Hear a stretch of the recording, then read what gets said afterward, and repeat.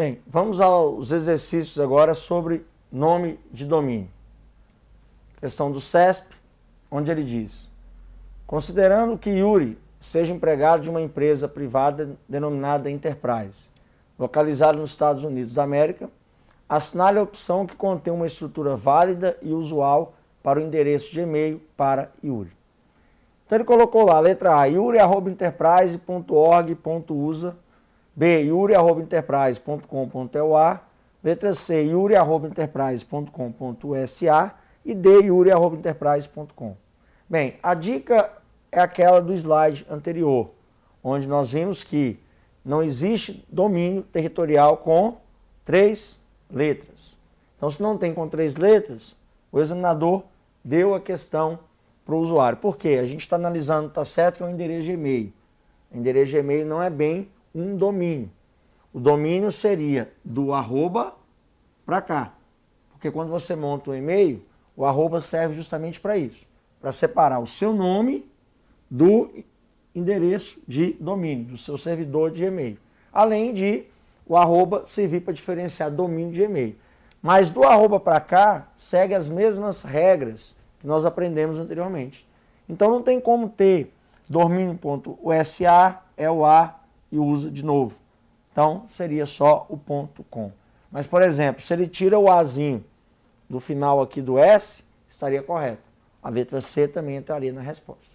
Como ele colocou, a questão se torna errada. Então ficou letra D. Outra do CESP, onde ele diz: a estrutura de endereço de correio eletrônico nome@empresa.com está incorreta, pois após o conjunto de caracteres .com é obrigatória a inclusão de um ponto seguido por uma sequência de letras que indica o país do usuário do endereço, independentemente de qual seja esse país. Bem, então é uma questão totalmente errada, porque não é obrigado você ter um país após o .com. Como nós já vimos, até o .com está registrado nos Estados Unidos, é um domínio americano. E como eu disse, e-mail também segue a mesma regra. Então a questão está errada. Uma questão recente, caiu na prova aí da Procuradoria-Geral do Distrito Federal, IADES, onde ele diz: a imagem acima mostra a página principal da internet do Tribunal de Justiça do Distrito Federal e dos Territórios. Bem, ele deu uma foto, que eu não vou colocar aqui por questão até de visualização, mas era uma foto do Tribunal de Justiça do Distrito Federal, que a foto não interfere na questão, porque ele apagou o endereço. Tanto que ele diz, ó, o nome do sítio eletrônico foi propositalmente apagado da barra de endereços, para que você possa identificar. Então, ele não colocou o endereço, que é justamente o que ele vai cobrar da gente aqui, ó. Assinar a alternativa que contém corretamente a informação de endereço eletrônico, URL, para a página principal na internet do sítio eletrônico do tribunal em questão e que permite a pesquisa de processo em tramitação. Então vamos analisar. Letra A, http://www.tj.com.br. Letra B, http://www.tjdf.com.br. Letra C, http://www.tj.df.gov.br. Letra D, http://www.tjdft.com.gov.br. E letra E, http://www.tjdft.jus.br. Bem, como é que eu eliminaria essa questão? Primeiro que se trata de um tribunal, então é público, então não tem a mínima chance de ser domínio comercial. Você descarta o .com. Então você já descarta a A, já descarta a B e já descarta a letra D. Sobraria a C e a E. E nós vimos que os tribunais já estão utilizando o domínio JUS, não utilizam mais o domínio .gov. Então o JUS que ficou para o judiciário.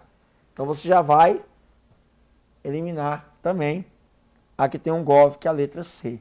E a outra ideia é o seguinte: não é Tribunal de Justiça do Distrito Federal e dos Territórios? Então olha só, tj.df e os territórios. Então tem que ser tjdft.jus.br. Então a resposta, letra E, alternativa dessa questão aí. E a próxima do CESP, onde ele diz, um servidor DNS permite identificar os endereços IP de usuários e servidores da internet por meio da associação de um conjunto de números com domínios. Correto. É o que nós vimos anteriormente, que o DNS faz esse papel. Ele converte o endereço que você digita em um número IP, que é o relacionado ao site, à URL do endereço que você colocou. Na realidade, ele deu aí uma mini teoria do que é um DNS. Então, o item está correto. Bem, outra teoria que nós temos aí sobre os conceitos da internet é sobre a sigla URL, que nós até já vimos questões aí anteriormente citando muito essa sigla. O URL está sempre presente em prova. Fácil, conceitozinho simples. O URL simplesmente é endereço eletrônico. Ou seja, vamos lá a teoria. Um URL ou endereço é o caminho que leva o browser, o navegador, até as páginas da internet. Esse sistema de endereço é também chamado de localizador uniforme de recursos.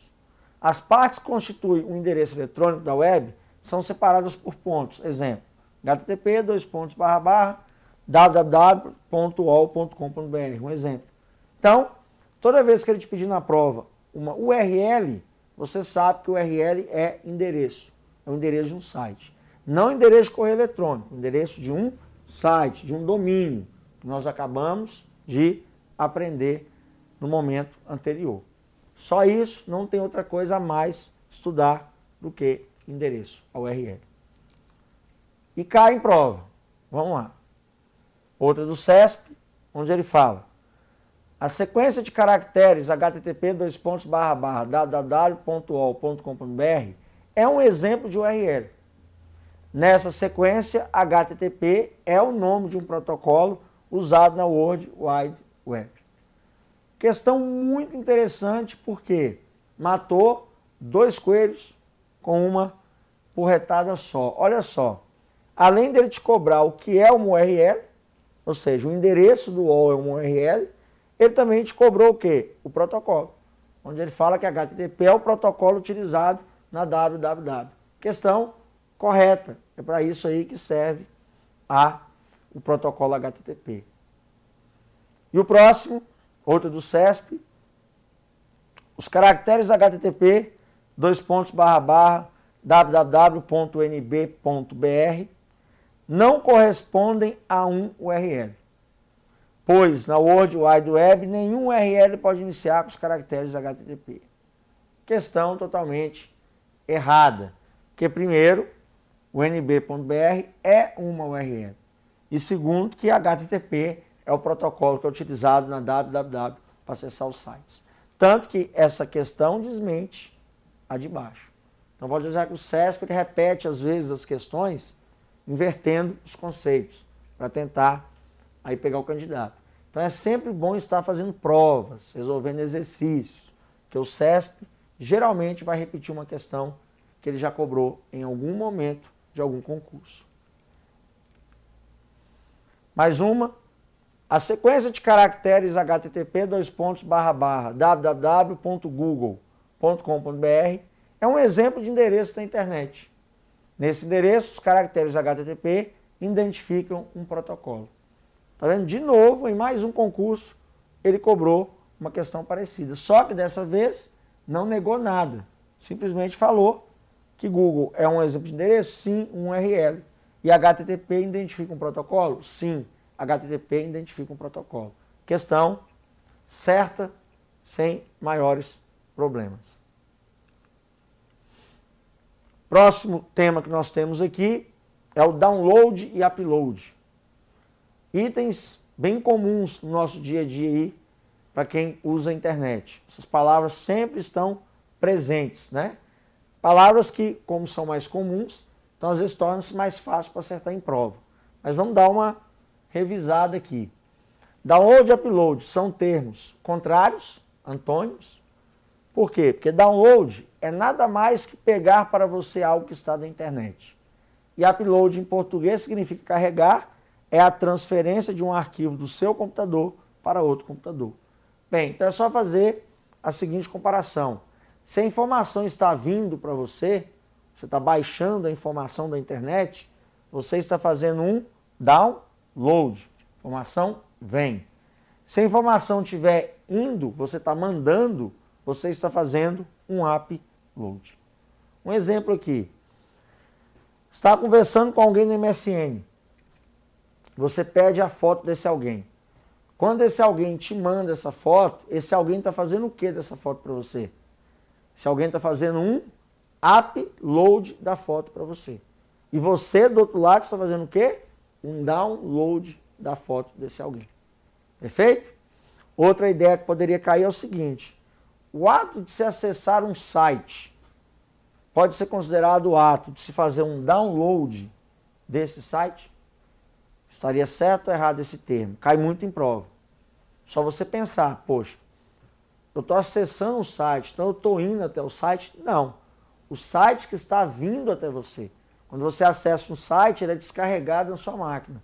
Então eu posso afirmar que o ato de se acessar um site é o ato de se fazer um download dele, porque o site é descarregado do seu computador.